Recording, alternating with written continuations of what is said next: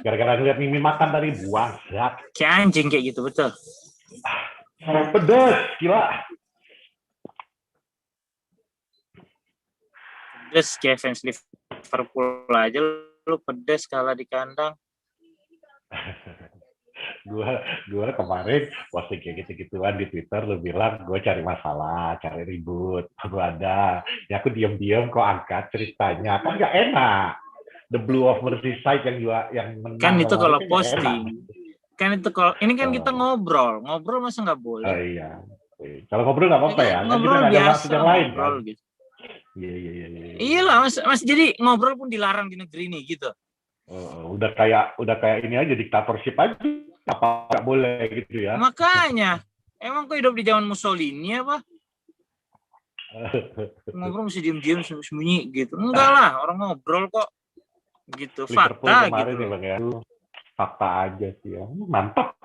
Everton mantap. Thiago. Beli mahal, rebutan sama orang ya kan. Perkara kasih jempol. Anak SD pun Iya. pandai. Mending Lot Lingard ya kan, dipinjamkan ke West Ham, bikin gol terus kawan tuh ya kan. Kemarin gaya baru dia, udah nggak kayak gini, mana gini udah nggak, hai. Dia kan di mana kepala dipijak, di situ langit dijunjung. Kepala dipijak ya, kepala siapa dipijak? Iyalah, pijak kepala kau mau gitu. Gila, gitu. Lot Lingard ya kan. Ya betul lah. Betul berarti teoriku. Lingard sama Rashford itu sama-sama maksain harus melewati berapa orang bikin gol di bawah kolong. Lingard kemarin jadi kan, Rashford juga kemarin jadi ya, satu sama orang itu, taruhan masih berlangsung.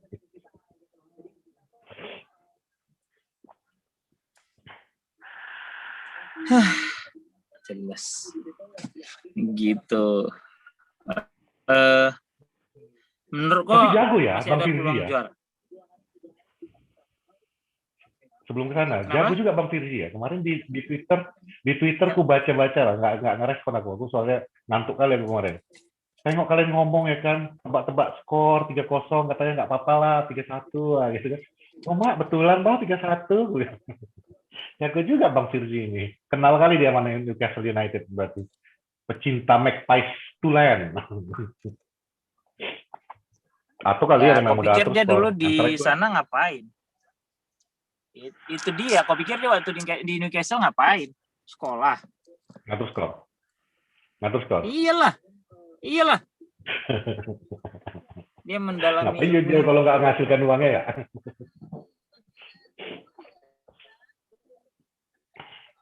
Kita belum pembukaan ya? Oke, kita belum pembukaan. Kembali lagi di Poros Sayang bersama saya Patrick dan Bang Bewok. Seperti biasanya kita hari ini semua lagi ceria banget karena Bang Bewok sudah melakukan kewajiban bikin kita senyum semua tadi pagi. Ya, duit udah ditransfer. Senyum lah. Semua bahagia ya.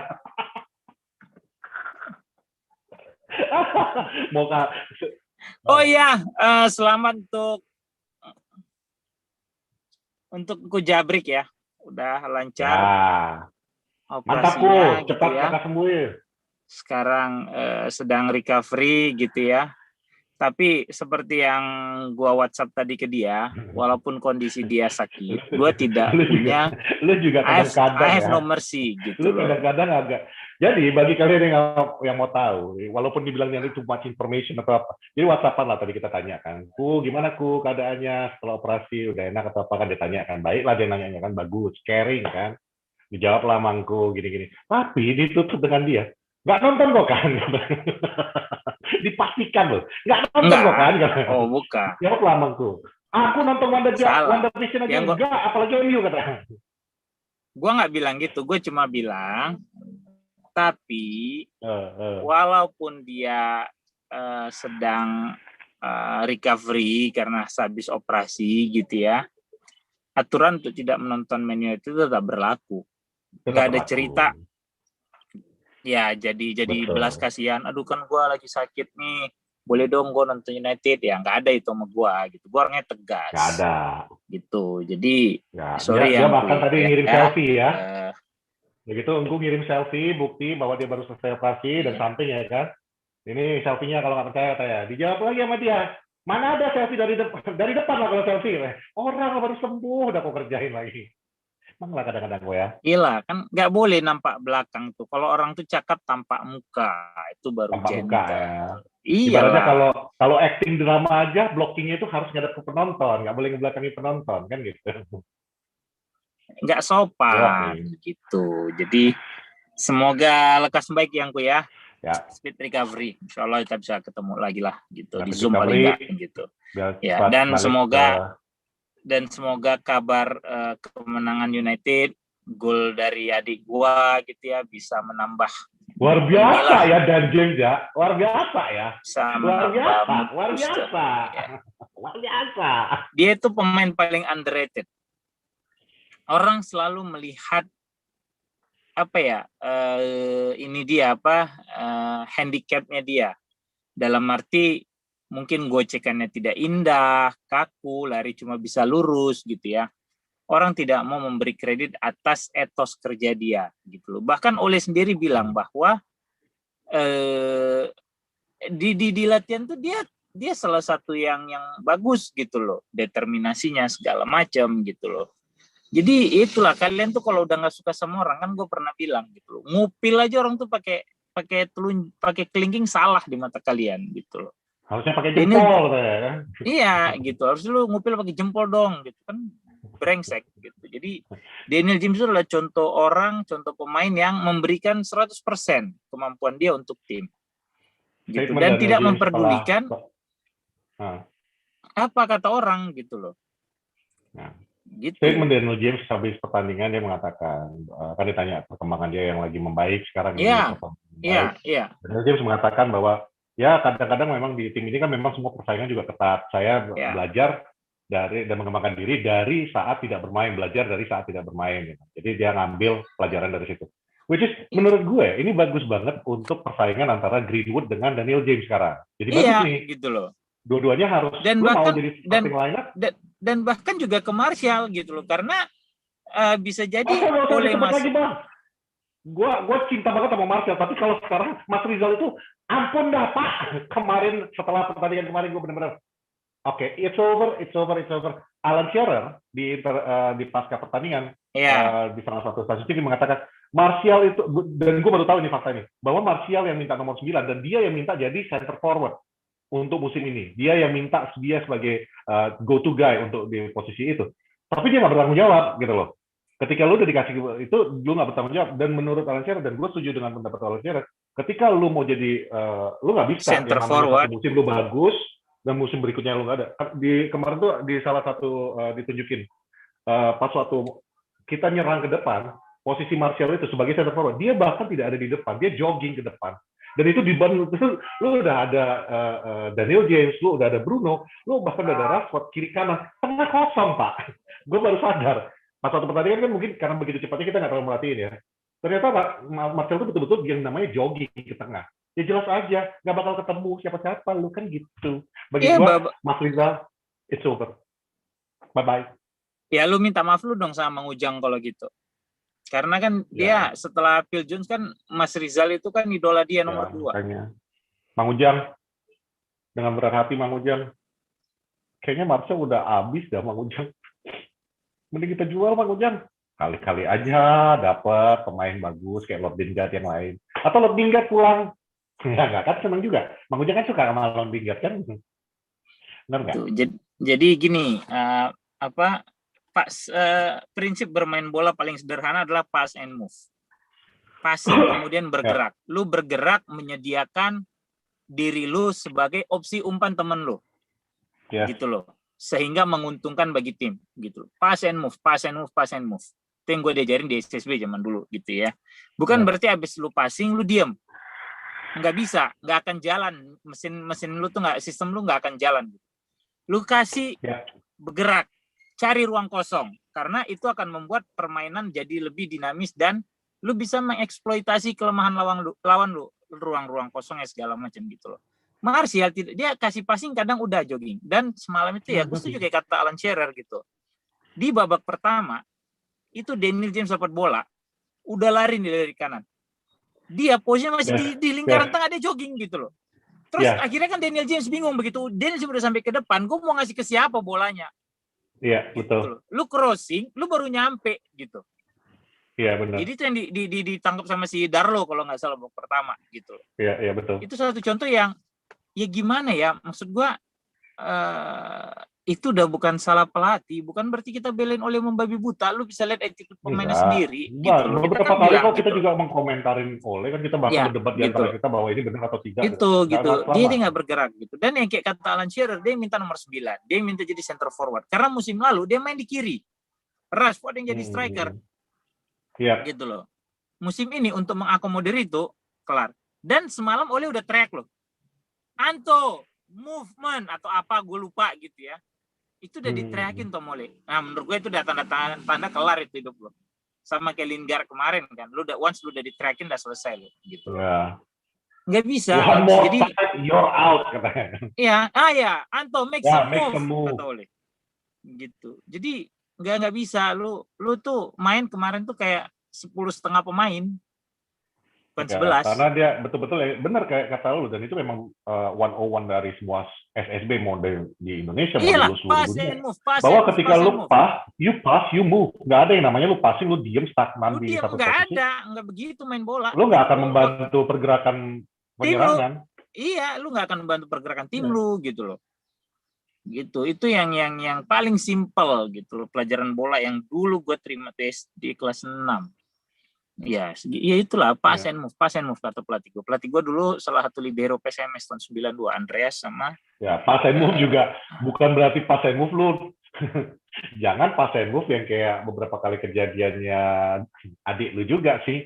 Dia pass and move tapi dia masuk ke lini orang lain, itu akhirnya tabrakan juga. Ya itu dia, ya. itu yang harus diperbaiki kan. Itu yang harus diperbaiki gitu loh. Keputusan dia, terus pemilihan ruang yang harus diisi, harus bisa membaca permainan itu, betul-betul membaca gimana yang kosong lu tutup, lu cover. Gitu loh, benar gitu. Daniel James juga kadang-kadang bentrok, dia larinya kemana yang udah ada pemainnya juga, udah ada temannya juga gitu loh. Gitu. Tapi di luar itu keputusan Dan James kemarin yang gol itu, menurut gue tuh dia cukup cepat kok ambil keputusan. Dia bawa bola kan, dia udah bawa, dia mau bisa aja dia passing ke tengah, tapi dia lihat Bruno lagi jatuh, baru mau bangkit lagi. Nggak mungkin gue passing ke dia, ini pasti akan sia-sia. Dia ambil kesempatan untuk nembak kan, dia hitung. Enggak lah, gimana sih lo? Kan dia udah minta itu bolanya memang. Justru itu bola sulit menurut gue. Kenapa? Karena bola kena kaki Bruno. Itu lebih kaget. Itu lebih kaget. Jadi begitu dia dapat bola, emang dia nggak ada opsi umpan balik. Ya lu harus syuting gitu loh. Cuma pada saat lu terima bola mendadak dari Bruno itu, kalau lu nggak siap, itu bolanya bisa kemana-mana gitu loh. Tapi dia tetap tenang gitu loh. Itu bola kena Bruno kan sedikit aja tuh dibelokin sama Bruno, kayak yang gol lawan apa ya? West Ham kalau gue nggak salah ya. Yang dari Pogba terus digeser Bruno sedikit ke Rashford. Gue ingat lawannya tapi gue tahu. Ya, West Ham, Southampton atau siapa gue lupa lah gitu. Mungkin nanti kan yang nonton lagi kan ingat gitu. Lawan Leicester. Ya, lawan Leicester dia, gue lupa. Pokoknya itulah kan dari Pogba. Gue ingat lah gerakan itu. Sama, kalau ini Bruno pakai kaki kanan sambil jatuh, itu Bruno pakai kaki kiri, itu sedikit aja dia nyentuhnya hampir jatuh juga gitu loh. Jadi menurut gua emang itu keputusan yang benar untuk syuting gitu. Lu nggak, kalau lu passing lagi tuh sih lu sampah gitu loh. Itu emang udah benar. Gitu. Kalau kemarin kayak Rashford sendiri pun ngambil akhirnya finally ya kan, lu yang pengen lu bikin itu akhirnya tercipta nih, yang lu gocek bawa ke tengah baru lu ambil ruang space, dan yang golnya kemarin itu. Took that chance gitu loh, dan akhirnya menghasilkan sesuatu. Bagi gue tuh, ya itu yang selama ini kita komplain kan. Lu nggak pernah mau ngambil kesempatan, just take a goddamn shot. Mau namanya masuk atau enggak, yang penting lu coba aja dulu. Dan kemarin akhirnya dicoba. Martial juga ada kan satu kali, yang dia masuk di babak kedua. Jadi bagi gue tuh itu yang selama ini yang bikin gedek. Gue yakin ya nonton Poros juga rata-rata gedeknya itu kan kita selama ini gedeknya bentuk serangan udah di set up semua kayak mana, akhirnya hilang bola sia-sia gara-gara lu nggak ngambil, you don't pull the trigger, lu nggak ngambil satu tendangan itu, mau namanya ke tepi semua apa, mau namanya deflection kemana-mana, just take a goddamn chance. Dan kemarin menurut gua, we took the chance, hasilnya ya oke. Karena gini, once lu melakukan shot on goal dan itu on target, terlepas itu pas ke kiper atau bisa diselamatin kiper dengan susah payah, itu akan membangkitkan kepercayaan diri lo. Yes. Bahwa lu bisa melakukan shooting. Balik lagi, kalau lu main bola lu akan paham gitu loh. Once shootingan lu itu on target di tepis kiper, itu leverage, itu booster banget gitu loh buat mood lo gitu saat bermain. Dan kalau lu nonton lagi Newcastle yang kita menang 4-1 dan bahkan musim lalu kalau gue nggak salah ya, yang Darlow cedera tuh awal musim ya kalau nggak salah ya, yang pertama kali kita ketemu musim ini. Yang dia sangat heroik sebelumnya, nepis tendangan segala macam bla bla bla gitu ya. Lu tau nggak apa yang dilakukan oleh pemain-pemain itu semalam? Mengambil sudut tiang dekat yang dia jaga. Karena itu jadi kelemahannya dia. Lu ingat golnya Aaron bisa itu dia hantam atas. Golnya Rashford, yang pertama itu juga dia ngajar ke tiang dekat. Dan kemarin Rashford bikin lagi tiang dekat. Daniel James juga bikin tiang dekat. Bruno aja yang penalti. Ya itu namanya lu belajar. Jadi kalau ada orang bilang pelatih ngapain sih nggak bikin lepas segala macam, itu pasti ditonton tuh video pertandingan sebelumnya. Dipelajari tuh kelemahannya Darlow. Bola apa yang dia sulit tepis, bola apa yang dia akan dapat tepis gitu loh. Tiang dekat rata-rata lu boleh tonton lagi gitu. Tiang dekat dihajar sama mereka gitu. Cuma memang yang bikin gua agak gregetan semalam tuh ya kayak gue tweet kan nih, United mainnya udah komunis banget nih. Kiri banget gitu loh. Numpuk banget di kiri. Tapi itu memang udah emang kita itu overloadingnya selalu di kiri kan, Bang. Itu iya, dari karena awal musim ada Shaw di situ, ada Rashford di situ gitu loh. Sementara di kanan kan kita ya AWB naluri menyerangnya tidak sekuat Rashford, tidak sekuat Shaw gitu ya. Terus kalau di kiri lu punya Rashford, di kanan lu nggak konsisten nih, antara kadang Greenwood, kadang lu pasang Daniel James, kadang kalau ada Cavani, kalau lagi mainin Cavani bisa di Rashford di kanan, Martial lu taruh di kiri gitu kan. Cavani center forward gitu. Jadi karena emang kita tidak punya kestabilan gitu loh. Jadi emang tapi kombinasi antara AWB dengan Dan James tadi malam itu menurut gue udah mulai itu. Itu udah mulai enak liatnya. Iya. Cuma kan masih satu pertandingan, lu butuh 5, 6, 7, 8 pertandingan tuh supaya konsisten gitu loh. Ya semoga aja bisa konsisten bagus. Tapi kalau lu berharap Daniel James akan main terus-terusan juga gue rasa enggak gitu. Dia akan tetap dirotasi apalagi kalau nanti Cavani sembuh gitu. Jadi nggak usah bermimpi juga. Biarin aja diinjek pelan-pelan lagi gitu. Karena ya musim lalu dia sempat kenceng terus tiarap gitu kan, berarti memang belum siap juga ini anak gitu loh. Dan memang masih butuh belajar gitu. Usianya juga masih berapa? 22, 23 tahun gue lupa lah. Setuju gue. 27. Hah? Setuju gue bilang kok 27. Oh setuju. Iya. Itu dia. Jadi maksud gue ya itu gitu loh. Tapi emang itu deh kayak gue bilang kan, etos kerjanya yang mesti diapresiasi gitu. Gue ngeliat beberapa tweet yang mengapresiasi etos kerjanya lah gitu.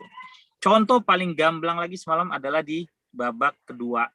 Pada saat John Joe Shelvey nguasain bola, yang dia lari, dia kejar nih, sampai ke tengah depan kotak penalti, dikejar sama dia. Emang itu orang emang kalau udah lari gila gitu. Dan ya lu butuh pemain-pemain kayak gitu loh, yang cuma lu pikir Gattuso jago mainnya secara skill. Lu pikir Makelele secara skill jago. Roy Keane jago. Lu pikir Roy Keane skillnya jago? Kagak, cuma mereka punya determinasi yang luar biasa. Etos kerjanya bagus. Etos kerjanya luar biasa mereka gitu. Dan itu dibutuhkan oleh tim gitu. Nah, gue berharap sih ya sama James, kayak dulu kan kita punya John O'Shea, kita punya West Brom. Yang ibaratnya kalau dipikir-pikir juga pemain yang standar aja, biasa aja gitu. Bukan yang bagus tapi banget etos kerjanya tinggi gitu. They give everything to the team gitu loh. Itu sih menurut gue. Jadi Daniel James salah satu pemain yang underrated gitu ya, tapi belakangan mulai blossom lagi gitu loh, mulai mekar lah gitu. Itu sih kalau yang gue lihat. Cuma memang and you have to give, dan gue benar-benar harus give credit juga lah kepada David De Gea. Kemarin beberapa penyelamatannya juga oke, balik lagi kayak penyelamatan yang kemarin sebelumnya ya. Mudah-mudahan nih konsisten. Udah balik, bisa lu mulai lagi konsisten untuk perform seperti ini week in and week out. Karena at the end of the day, gue juga nggak sebenarnya. Kalah. Dia kan ada blunder juga semalam pada saat bola yang dia buang jatuh ke kaki pemain Newcastle di babak pertama itu kan itu masih reckless lah gitu. Menurut gua harusnya sekelas lu udah. Bahkan sekarang errornya Alisson itu jadi standar. Kan komentatornya bilang tuh, Alisson style atau apa, Patrick nge-freeze ya? Halo? Gue hadir. Gitu. Enggak, tadi lu nge-freeze gitu. Kan dibilang komentator itu Alisson style atau Alisson apa gitu, gue lupa lah gitu, lu tonton lagi deh nanti gitu. Sampai di tweet si Ucuk juga tuh kemarin gitu. Itu kayak udah jadi standar aja menurut gue, standar error keeper itu sekarang Alisson gitu loh. Gitu. Yeah, plus Alisson, memang ya PR bola mati sih terutama gitu ya. Maguire tuh buang bolanya tuh nggak banget kemarin. Ya bisa lu tapi juga lu harus kasih kredit sih Bang. Kemarin sih gue ngelihatnya oke, ada blunder itu oke. Gue juga setuju dengan itu. Cuman maksudnya lu harus lihat siapa strikernya tuh, gue lupa siapa yang kemarin yang mencetak gol juga. Maximim. Itu siapa namanya? Maximin. Siapalah, itu lah pokoknya. Itu gue ya, wah itu mah I would love to see him untuk main untuk United sebenarnya dengan determinasi kayak gitu. Lu perhatiin deh, yang bahkan bola yang ditepis sama De Gea, itu dia tuh ngelihat bola tuh mental ke tengah, dia ngelihat duluan loh ya. Dia lari bahkan sebelum gue nggak tahu Maguire kalau nggak salah yang awal. Dia duluan lari gitu loh, dia udah lihat duluan, ini bola bakal mental nih. Ibaratnya kita tuh butuh kan poacher kayak gitu. Cavani itu poacher, kayak dulu Van Nistelrooy. Gue seneng banget kemarin ngeliat dia, wah gila nih striker. Sayangnya mungkin nggak didukung sama nggak ada yang memfasilitasiin lah. Gue kebayang aja itu nih anak kalau misalnya bisa masuk ke kalau gue lihat biasa aja lah dia, Armand Traore yang model-model pemain yang emang punya physical bagus gitu ya, sama aja gitu. Balik lagi kepada etos kerjanya sih Bang. Kalau gue ngeliatnya bener-bener orang niat gitu. Gila. Iya kan gue bilang sama model-model Armand Traore gitu. Berapa shot on goal sih dia? 3 kalau nggak salah, 1 gol. Nah itu. Ya. That's just crazy. 3. Gitu. Kalau gue sih bilang ya itu nggak ya bagus sih, cuma untuk ke United gue sih mendingan Raul Jimenez sih gitu pada dia gitu. Dan Matic juga bagus mainnya semalam gitu. Gue suka mainnya Matic. Yes. Namanya Matic tadi malam tuh keren, luar biasa. Full gue apresiasi. Kalau gue pribadi gue bilang tuh seharusnya man of the match dia sih. Mulai dari pertahanan, mulai dari ngebongkar, mulai ngebuka. Apa? Kenapa? MOTM-nya jadi siapa? Show apa dia sih? Gue nggak tahu. Siapa sih Min? Gue nggak. Gue abis pertandingan gue matiin langsung mola. Gue langsung Bruno tidur, ya? Man of the match-nya Bruno ya? Lupa. Min hadirnya. Gue nggak tahu. Gue habis pertandingan udah terlalu ngantuk gue. Sebenarnya habis penalti aja gue udah mau tidur. Udah nggak bakal kalah lah ini kau. Oh iya, Fernandes man of the match-nya kalau versi FPL ya. Tapi namanya Matic tadi malam tuh sempurna sih, nggak ada kata sempurna sih. Maksudnya bagus dia main. Bagus, Matic bagus. He opens play, long ball-nya juga bagus banget. Ya. Dan selalu bertanggung jawab untuk kembali bertahan. Kenapa? Iya. Matic being Matic, iya benar. Iya. Matic yang pernah lu lihat di Chelsea, ya itu yang lu lihat kemarin. Iya. Perfect performance lah. Ya. Almost perfect performance. Sepakat gua. Dan apa ya?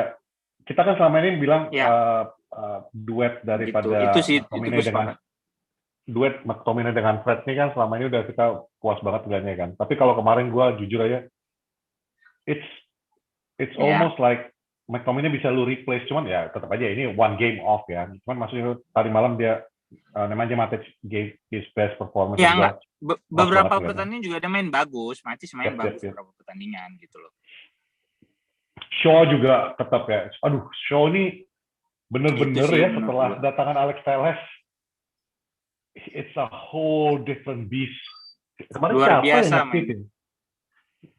nge-tweet apa ngomong, gue nggak ingat apa yang dibilang. Kalau seandainya ada Reguilon pun, seandainya waktu itu kita dapatnya Reguilon pun, tetap aja Reguilon nggak akan bisa ngambil posisi Shaw di posisi kiri kalau melihat performa Shaw seperti kayak gini. Gila, ini mah orang kesetanan sih Luke Shaw kalau gue bilang. Berat gue bilang. Shaw bagus banget mainnya semalam. Jadi kelihatan kan kenapa dulu, maksudnya dulu Sir Alex juga ngambil dia itu kan melihat potensi yang ini, yang sekarang kita lihat ini. Kok Sir Alex yang beli? Enggak lah. Van Hal. Ngaco loh. Kan Van Hal ya? Gue lupa. Gila loh. Ya? Sir Alex 2013 pensiun. Lu pikir Shaw udah berapa tahun di United? Oh iya. Masih ada Evra waktu dia, gue lupa. Ya. Nggak, maksudnya potensi yang dulu di ya benar. Butner yang orang yes, gue yang salah. Nah, cuma masih yang selama tertutupi kali cedera itu kelihatan banget kan. Kalau dia lagi dalam keadaan fit, mindsetnya lagi benar, udah benar, this is what you can have. Umpannya bagus, nusuk ke dalam seperti yang Telles is good, cuman dia nggak pernah yang berani namanya nusuk ke dalam pertahanan lawan kan. Shaw would do that, dan Shaw nggak akan ragu-ragu yang namanya maju mundur udah kayak gosokan juga dia nggak masalah. Shaw itu salah satu kekuatan dia adalah penetrasi, berani banget dia berani penetrasi dengan bola. Dan semalam komentatornya sendiri sampai bilang siapa nih player of the year-nya antara Shaw sama Bruno Fernandes. Ya, gue setuju. Komentator udah bilang gitu. Ya, seharusnya Nemanja Matic juga dimasukin sih dalam kategori ini. Enggak, player of the year. Bukan player of the year. Player of the year. Iya. Kalau gue pribadi Shaw sih, Pan. Iya, komentator ngelihat satu musim gitu. Ini ya. Iya, benar. Itu gue setuju. Kalau gue sih Shaw. Tapi ya kita lihat lah gitu kan. Tapi overall jujur aja seperti yang kita pernah beberapa kali bilang bahwa di 15-20 menit awal tuh United itu kan very shaky gitu, dan itu manfaat buka gitu loh, sampai United sendiri punya shot on goal sendiri menit 22 kalau gue nggak salah, menit 20 gitu. Babak pertama Newcastle tuh sampai menit 10 apa 15 aja udah 2. Yep. Iya, terutama di 15 menit awal mereka berani banget mainnya. Yep. Berani, itu kan peluang gol mereka kan semua di menit segitu. Menit awal semuanya gitu. Itu sih nggak jelek ya, Newcastle kemarin nggak sama sekali nggak jelek. Mainnya berani gitu loh ya. Nah cuma kalau Rashford gue bilang kayak orang yang nggak pandai berenang, mainnya di pinggir aja, nggak berani ke tengah, takut tenggelam, kecuali ada pelampung tuh baru berani ke tengah. Itu jadi gol jadinya begitu dia masuk ke tengah. Kalau nggak di pinggir aja. Jadi dua-dua tuh semalam wing kita ya di pinggir aja mainnya. Gak berani masuk, sementara yang di tengah kagak ngasih ruang buat mungkin Bruno masuk atau apa mungkin gitu. Instruksi dari Ole mungkin supaya udahlah kalian flat winger aja, nggak usah penetrasi, kalian dari pinggir aja, mungkin bisa jadi kan Bang. Iya bisa jadi, cuma maksud gua kan ya kalau kayak gitu kan gawang itu kan di tengah bukan di pinggir gitu loh. Sementara striker lu malah sih minta ampun gitu, jadi sulit. Anjir banget. Itu dia kata kuncinya itu adalah striker ya. Ya itu makanya gue bilang Mas Rizal udah buat gue selama ini masih suportif, masih ngarepin ya. Mudah-mudahan lu membaik nih, mudah-mudahan apalagi kemarin dia udah mulai bikin gol-gol lagi ya. Gue mikirnya oke, nih lo bisa pede lagi nih untuk mencetak gol lagi, udah terbuka di mesin lo. Tapi yang ada balik lagi, performanya menurun lagi, balik lagi. Dan ujung-ujungnya gue ngeliatnya, ya udah kayak kita bilang barusan, etos kerjanya nggak ada. Lu betul-betul yang namanya pemalas. Ya, ada pemain kayak Berba dulu ya. Berba dulu gue paling sebel lihat dia. Kenapa? Kesannya males, kesannya lambat banget gerakannya. Udah gitu gol harus cantik-cantik banget. Tapi ada satu hal tentang Berba yang nggak ada di Martial. Berba mau yang namanya, lu lihat yang salah satu yang klip viralnya dia adalah dia ngejar sampai ke ujung supaya bola nggak out, dia bawa ke dalam. Maksudnya dia ada etos kerja bahwa gue akan kejar tuh bola gitu. Martial doesn't do that, dan itu bagi gue yang bukan kita bilang Martial nggak bagus skillnya, potensinya nggak ada, potensinya ada, udah jelas ada. Tapi nggak ada gunanya lu punya skill bagus, punya potensi yang bagus, tapi kalau lu nggak manfaatin, lu nggak. Itulah namanya hard work beat talent. Exactly. Itu dia. Exactly. Benar. Hard work beat talent. Ya itu hard work itu di Daniel James gitu. Mungkin talent lu tidak segede Martial gitu, tapi at least dengan etos kerja lu, dengan lu sadar keterbatasan lu bahwa talent lu tidak spesial gitu ya. Iya. Lu akan mensubstitusi itu dengan hard work, dengan kerja keras gitu. Dan it paid off gitu. Itu menurut lu kalau mau lihat yang kayak gitu sebenarnya di dalam sejarah sepak bola ini udah banyak banget kan pemain yang nunjukin bahwa talent mungkin di awalnya talentnya biasa aja. Kita lihat dulu episode yang sebelumnya kita bilang kan kita nggak ngelihat Ronaldo gara-gara kita fokus di Ronaldinho karena dia punya secara talent dia bagus banget. Kita nggak pernah memperhatikan seorang Ronaldo. Mungkin menurut scouting di masanya itu bahwa Ronaldo tuh masih jauh di bawah Ronaldinho. Tapi one thing yang Cristiano Ronaldo punya dari dulu sampai sekarang yang itu yang menjadi ciri khasnya sekarang adalah he's the first one to come to training dan dia selalu yang terakhir untuk meninggalkan lapangan training. Hard work, talent, kan gitu. Ya dulu aja Messi udah duluan naik daripada Ronaldo. Sekarang two of the best player in the world yang sekarang masih aktif adalah yang mereka berdua. Doesn't work ketika lu tuh punya talenta, lu punya kemampuan, lu punya skill, tapi lu pemalas ya. Useless. It's a waste. Useless. Gitu. It's a waste. Dan memang yang itulah jadi PR itu sekarang yang jadi PR itu emang mengantisipasi bola mati karena udah terlalu sering kita kebobolan dari bola mati. Terlalu gitu sering loh. Itu gawat. Itu sangat. Gue nggak ngertinya gini loh. Zaman lu kalau ingat zaman Sir Alex dulu, tiap kali namanya ada corner taker atau bola mati, pasti kita selalu ninggalin satu pemain di pojok kanan kan, pojok jauh. Dulu tuh kalau nggak tugasnya Scholes, tugasnya Rafael, bek kanan lah pokoknya siapa aja. Di selalu ada one man jauh. Di tiang jauh. Ya di kan? dalam. Sekarang ya, di garis. Sekarang masalahnya kenapa nggak belajar? Kita tuh selalu kebobolannya di tiang jauh juga kok. Why not learn from that mistake? Tapi itu cuma salah satu faktor, Pet. Faktor lain itu adalah gimana lu memarking lawan lu gitu loh. Itu nomor satu sebenarnya. Ya, oke. Skema seperti apa yang harus lu bikin pada saat yang kita sering kecolongan jadinya gitu loh. Ya kayak Maguire aja kemarin tuh. Sebenarnya kan tuh simple. Lu dapat bola begitu, rules number one, lu outin, lu consider a corner, that's fine gitu loh. Yeah. Daripada lu buang itu ke tengah yang bisa jadi disamber sama pemain lawan gitu loh. Kan resikonya itu lebih besar gitu loh. Komentator juga bilang kan, lu harusnya itu lu buang buat out aja, lu buang buat corner aja, kenapa lu mesti buang itu ke tengah gitu. Dan sering banget kejadian lu buang bola nanggung masih di area kotak penalti bisa disamber lawan, nggak cuma ke United gitu. Maksud gua banyak juga tim lain yang begitu gitu loh. Jadi nggak ada itu juga salah satu pelajaran dasar lah ya. Pada saat ada scrimmage, ya lu buang bolanya gitu, lu buang bola, lu outin gitu. Bukan lu biarkan bola itu masih tetap play on gitu loh. Jangan lu buang bolanya ke daerah kerumunan yang masih ada peluang lawan nyamber segala macam bla bla bla, nggak begitu gitu loh. Gitu. Dan memang lagi pas aja Saint Maximin aja tuh lagi oke, begitu bola jatuh di kaki dia langsung dihajar pas ke gawang. Dan kalau emang orang lagi wangi, lu nendang bola tuh udah ke gawang aja, nggak akan melenceng sana. Tapi kalau lagi bau, lu menendang 20 kali juga pasti aja tuh ada aja apesnya. Kena tiang lah, inilah, itulah. Gitu. Brighton salah satu contohnya. Gitu. Brighton lawan United 3 kali, 4 kali tuh kena tiang kan. Gitu. Itu menurut gue. Patrick nggak freeze ya? Hah? Halo? Freeze kan Patrick ya? Berkeseringan, freeze mulu dia, nggak mau pindah-pindah tempat. Gitu, itu sih. Jadi menurut gua itu memang salah satu PR terbesar. Gua sempat kemarin baca ada orang nge-tweet, iya nih Ole apa nggak ngajarin anak asuhannya menghadapi bola mati ya? Lu pikir Ole tuh bego ya? Dia pelatih, license gitu ya. Bahkan mungkin pada saat lu ngambil kursus kepelatihan juga ada tuh pelajarannya, gimana skema bola mati saat menyerang gitu loh. Ada pelajaran, jadi bukan nggak diajarin gitu loh. Ya pasti diajarin lah gitu. Cuma mungkin keputusan-keputusan di lapangan itu kan tidak sepenuhnya salah pelatih udah gitu. Walaupun memang yang harus dipertanyakan adalah skema bola mati lu belum berjalan nih.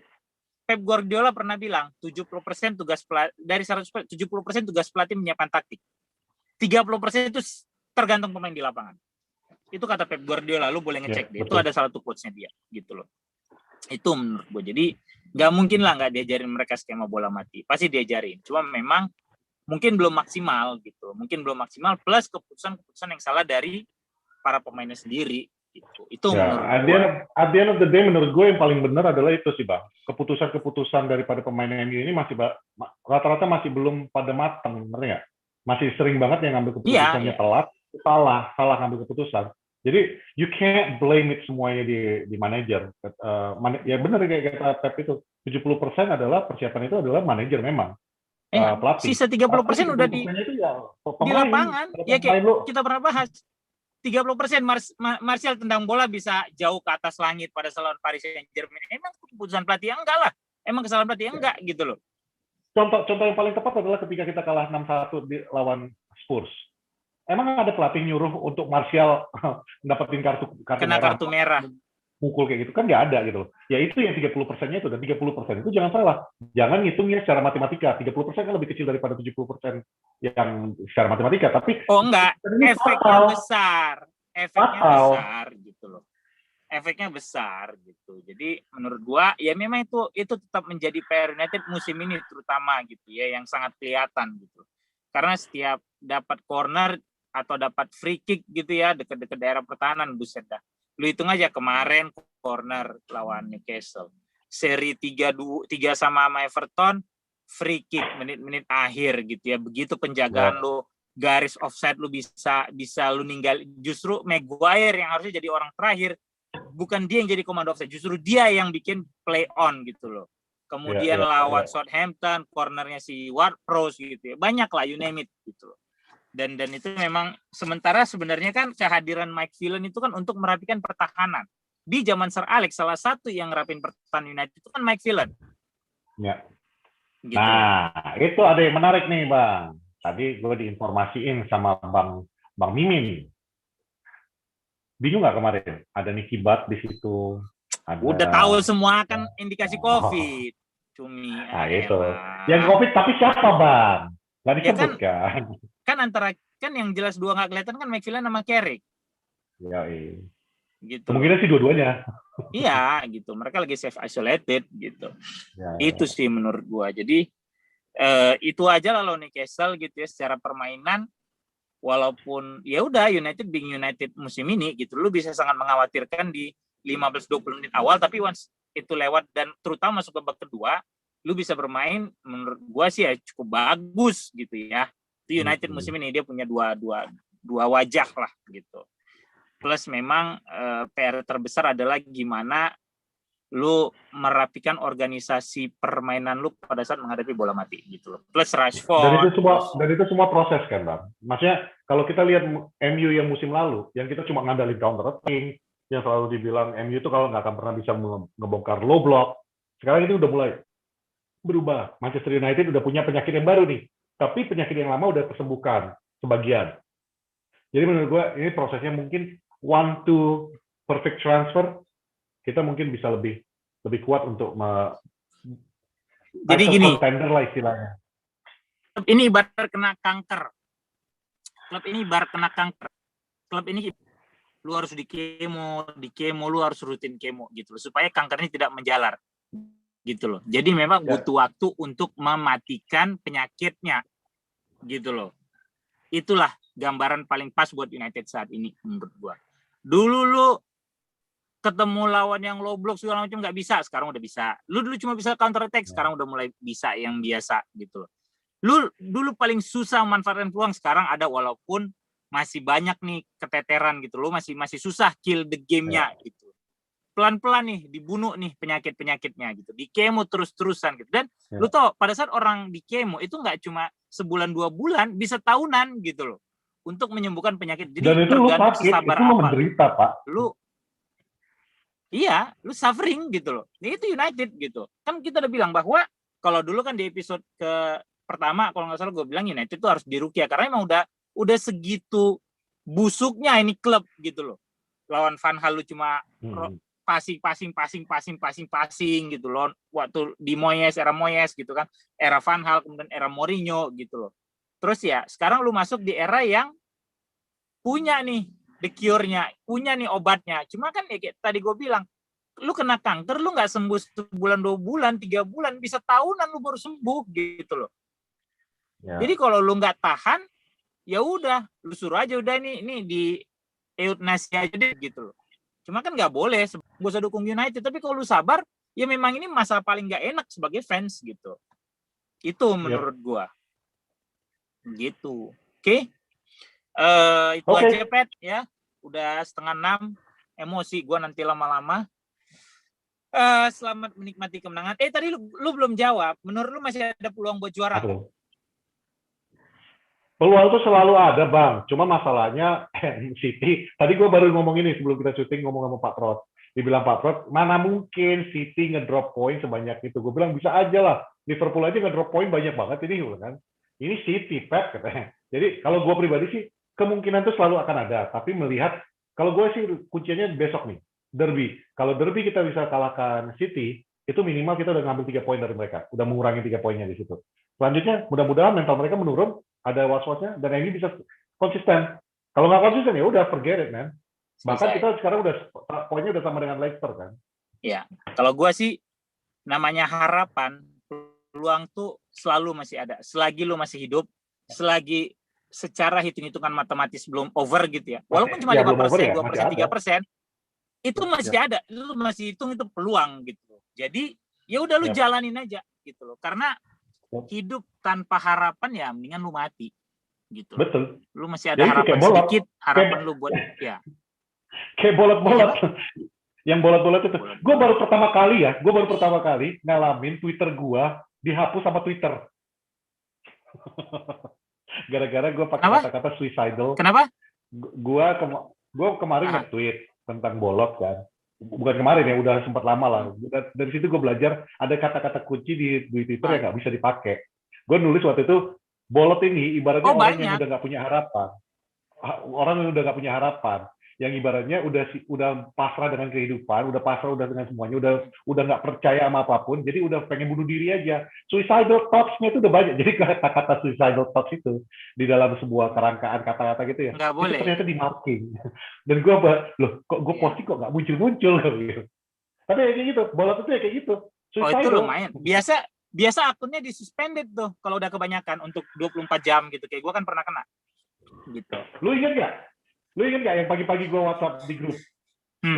Twitter gue kenapa? Gue bilang kan. Kok gue nggak bisa nge-tweet? Kok gue nggak bisa baca apa-apa? Mungkin itu, Bang. Iya. Iya, kayak gue kan yang waktu ada kasus yang sama si Greg Ivan itu kan 24 jam tuh gue nggak bisa nge-tweet di suspended Twitter gue. Gitu. Jadi bagi gue harapan sih masih ada. Peluang tuh masih ada. Walaupun cuma 2%, 3%, 4%, 5% gitu ya. Karena itu terhitung masih ada, kecuali udah secara matematis lu udah ya udah oke, super. Sama kayak lu hidup, lu dari vonis ya dulu lu mati, lu nggak bisa hidup, lu mati ini besok ya dulu mati, lu nggak bisa ngalahin. Tapi selagi lu sakit, terus lu masih punya peluang untuk hidup 5%, ya lu harus berjuang untuk itu, gitu. Karena hidup tanpa harapan yang mendingan lu mati. Itu aja menurut gue. Oke, gue Fuad. Gue Patrick. Sampai jumpa di episode. Thank you for watching. See you in the next episode. Ta-da-da-da. It's the only DOWG Snoop Dogg. Lo ngeliat yang dibuat Keiko kan? Enggak. Emang Keiko kan bikin kayak gitu. Aku suka banget lagu itu. Itu juga lagu yang Panji jadiin di stand up media. Iya.